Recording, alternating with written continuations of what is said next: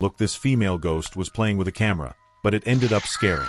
This is still the story of Master Gao, but in this tale, he has 5 apprentices instead of 2. These 5 apprentices are not skilled in their craft, causing trouble for Master Gao every day. They never practice with dedication, always playing around, and they even want Master Gao to show them real ghosts. Seeing this, Master Gao has no choice but to teach them a lesson. He decides to take them to a desolate, haunted house, where he begins a ritual to summon ghosts. He meticulously sprinkles paper talismans around the house, focusing intently on the ritual. After several incantations, the ritual succeeds, and Master Gao instructs his apprentices to venture into the darkest part of the house to witness a ghost. The male disciples, filled with fear, close their eyes tightly, peeking only slightly as they step inside. Even with their eyes closed, they are terrified. However, the skeptical female disciple gathers her courage and boldly enters the room, only to find what appears to be a real ghost. The ghost rushes out, fiercely chasing everyone. In the chaos, the female disciple realizes that the ghost is actually a person hired by Master Gao, intended to frighten them into taking their training seriously. After all, if they are scared by a fake ghost, how will they react when facing a real one? The apprentices, now fully convinced of the need to respect their training, begin to understand Master Gao's intentions. Master Gao's disciples are indeed unreliable, and his profession does not pay much. To save on rent, Master Gao moves into a large mansion to work as a gatekeeper. However, as soon as he steps into the house, he senses a ghostly presence lurking within its walls. Gaining access to the house, he begins performing rituals to protect himself and ward off any spirits. Master Gao sprinkles copper coins across the floor, scatters hell banknotes in the courtyard, lights incense in the corners, and places talismans on the doors. After completing these actions, he finally settles down in a room to rest. In the middle of the night, a couple of Qing dynasty ghosts indeed appear in the house. The male ghost is named Chop, and the female ghost is January. In life, Chop delighted in domestic violence against Jan, and after death, he continues to mistreat her. He violently hits and pinches her, and Jan endures it silently, too frightened to fight back. As they haunt the house, Chop catches a whiff of human presence and goes downstairs, where he finds Master Gao peacefully sleeping in bed. Infuriated, Chop orders Jan to make a ghostly face to scare Master Gao. However, Jan, being kind-hearted, cannot manage to frighten anyone and instead makes a cute expression. Seeing this, Chop angrily shoves Jan aside and raises his fist to attack Master Gao. At that moment, Master Gao, unaware of the ghostly presence, kicks Chop in his sleep. It turns out Master Gao had anticipated such a scenario. In his dream state, he executes a series of precise martial arts moves against Chop, tossing the male ghost around like a rag doll and even hurling him up to the ceiling. Master Gao's dream attacks leave Chop aching all over, forcing him to retreat to his room to catch his breath. Realizing he can't defeat Master Gao, Chop directs his frustration towards Jan, resuming his abusive behavior. The sounds of Chop hitting Jan are so loud they wake Master Gao from his slumber. Donning his clothes, he ascends to the second floor to investigate the commotion, only to find Jan being violently mistreated by Chop. Seeing Master Gao, Chop becomes more agitated and accuses him of intruding in a ghost house. Master Gao tries to mediate, urging Chop to live harmoniously with Jan and to cease the violence. However, Chop scoffs at Master Gao, showing him no respect. In a fit of rage, he slaps Jan and declares that Master Gao is incapable of dealing with ghosts. Incensed by Chop's arrogance, Master Gao retaliates, punching him square in the face, and then strikes him with a talisman-drawn hammer. A fierce chase ensues as Master Gao, full of righteous anger, pursues Chop around the room, ultimately driving him out of the house. After the tumult, only Master Gao and Jan remain in the room. Jan, inspired by Master Gao's strength and determination, begins to admire him. From the very next day, she starts taking care of him, serving tea and offering massages, which makes Master Gao feel somewhat uncomfortable. At this point, Master Gao's 5 disciples arrive back at the mansion. As soon as they enter, they play a prank on their senior fellow disciple by pretending to be ghosts. Instead of scaring their senior, they unintentionally frighten January. The disciples corner Jan in the hall and are taken aback to realize there's an extra person in their midst. The male disciples are instantly captivated by Jan's beauty and begin to openly flirt with her. Just in time, Master Gao arrives to intervene, explaining that Jan is, in fact, a ghost. The disciples refuse to believe him. Even when Jan attempts to make a ghostly face, which only ends up looking cute. Seeing that Jan's efforts to appear scary have failed, Master Gao decides to demonstrate her ghostly nature himself. With a swift motion, he twists Jan's body into a ball and even playfully detaches her head. The sight horrifies the disciples, finally convincing them of Jan's true identity as a ghost. However, just as they are getting acquainted, a large group of ghosts bursts into the house. Chop has returned, rallying a gang to take revenge on Master Gao. A chaotic battle ensues between Master Gao and the long-armed ghosts. Outnumbered, Master Gao struggles at first, but he soon employs clever tactics to turn the tide.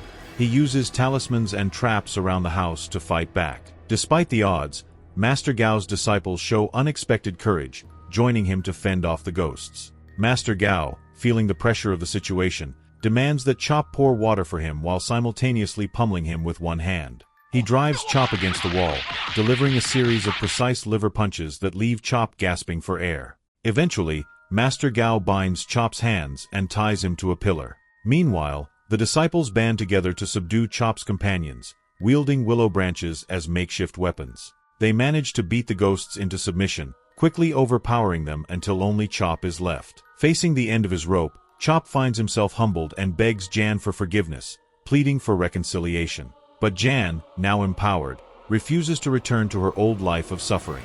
Instead, she retaliates, beating Chop and presenting him with a divorce letter, demanding an end to their tumultuous relationship. Although Chop initially refuses to sign, the disciples threaten him until he finally concedes, signing the papers with reluctance. In a final act of humiliation, Jan forces Chop to crawl out of the room. With the disciples now having encountered real ghosts, Master Gao sees the need to strengthen their ghost-catching skills. He appoints Jan as their sparring partner, allowing them to practice using various tools like the Bagua mirror and soul hook. The 5 disciples arm themselves and engage in ridiculous ghost-catching scenarios, such as leaping off buildings and playing mahjong, trying to catch Jan, who remains elusive and playful. After rigorous training, they finally manage to trap Jan with yellow talismans, marking a significant achievement in their ghost-catching journey. However, Jan appears quite pitiful, raising the question of how they could do this, especially considering her remarkable beauty. After this farce, 2 stupid foreigners, Mike and Matt, arrive at Master Gao's mansion, claiming to be representatives of a church and requesting to rent the house. Master Gao, sensing something off, refuses unless they agree to a hefty sum of Hong Kong $28,000. Surprisingly, Mike and Matt quickly agree to the price, but unbeknownst to Master Gao, they plan to dig up gold hidden beneath the property. Later, while Master Gao is occupied, the disciples want to take Jan out for a stroll, but they know she fears sunlight, which could scatter her soul. Thankfully, Master Gao crafts a spell to shield Jan from light, allowing her to accompany them. However, Jan's ex-husband, Chop, reappears in search of her. Upon their meeting, Jan swiftly kicks him out, sending him flying onto a chandelier. Excited by the modern world, Jan, who has never experienced the city's vibrancy, indulges in shopping, quickly transforming her style into that of a glamorous urban goddess. Chop, watching from a distance, is taken aback by her beauty. Meanwhile, back at the mansion, Master Gao finds himself drinking with Matt, and Mike seizes the opportunity to slip Master Gao a hypnotic potion. Unaware of the trap, Master Gao soon falls into a deep sleep while Mike and Matt plot to dig for treasure in the courtyard. When the disciples and Jan return, they find Master Gao unconscious on the ground. They quickly assess the situation, spotting Mike and Matt attempting to dig by the window. The senior disciple leads the charge to confront Mike and Matt, demanding compensation for the damage to the property. Sensing their scheme is unraveling, Mike and Matt resort to violence. In the chaos, Jan grows worried for Master Gao's safety and lies down beside him, sucking the hypnotic potion from his body. In a moment of surprise, Master Gao kicks her away in embarrassment. Regaining consciousness, Master Gao springs into action, confronting Mike and Matt. He quickly dispatches them, showing no fear, even when Mike pulls out a gun. Realizing the urgency of the situation, Jan takes advantage of her ghostly nature. She walks directly up to Mike and Matt, undeterred by their weapons. When they fire at her, the bullets pass through harmlessly. Jan retaliates, easily overpowering Mike and Matt, demonstrating her ability to catch bullets with her bare hands. Mike and Matt, completely bewildered, refer to her as Wonder Woman, to which Jan quips that she prefers to be called Wonder Ghost. The sight of her strength frightens Mike and Matt away, and they flee the mansion. The disciples, now in awe of Jan's abilities, head to the courtyard to inspect the hole Mike and Matt had dug. Master Gao urges Jan to look inside.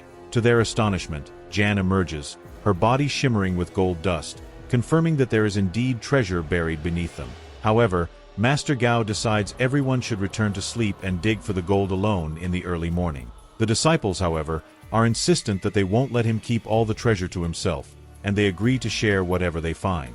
In another part of the story, a fat sorcerer is introduced, who is scratching his feet when Mike and Matt seek him out. They hire him for 3 times the normal fee to capture January. Meanwhile, Chop, still resentful and desperate for revenge, reveals Jan's birthday to the sorcerer, providing him with the information he needs. The sorcerer performs a dark spell, creating a voodoo doll with Jan's birthday. As he burns the doll, Jan feels excruciating pain, causing her to scream as flames envelop her. Although the fire is extinguished quickly, the damage is severe, and Jan's spirit is gravely affected, leaving her on the brink of death. Seeing Jan's suffering, Master Gao sets up an altar in his room to perform a ritual to save her. He instructs his disciples to use ice to cool her down while he seeks to uncover the source of the curse. He quickly realizes that Mike and Matt and the sorcerer are behind the attack. Mike and Matt, thinking they are safe, expect the sorcerer to deal with Master Gao, but instead, the sorcerer demands payment first. After Mike and Matt pay him, he becomes complacent, thinking he can enjoy his riches. However, within minutes, Mike and Matt turn on him, Matt shooting him dead and preparing to eliminate Master Gao next. Anticipating trouble, Master Gao sets up an 8 trigrams formation within the house. The disciples lay yellow talismans and set various traps. When Mike and Matt arrive, they find themselves ensnared in a complex maze, unable to navigate their way through.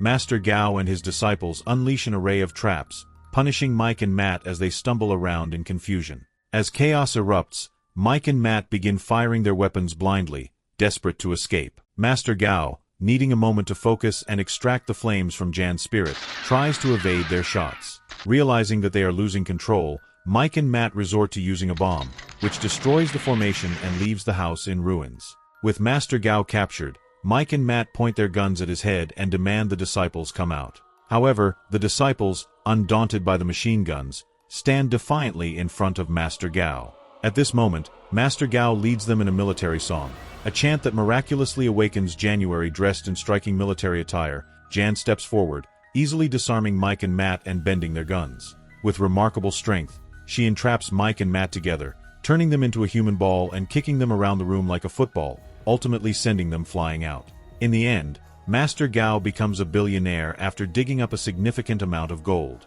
He not only buys the mansion where he lives but also enjoys a blissful life with Jan, who stands by his side.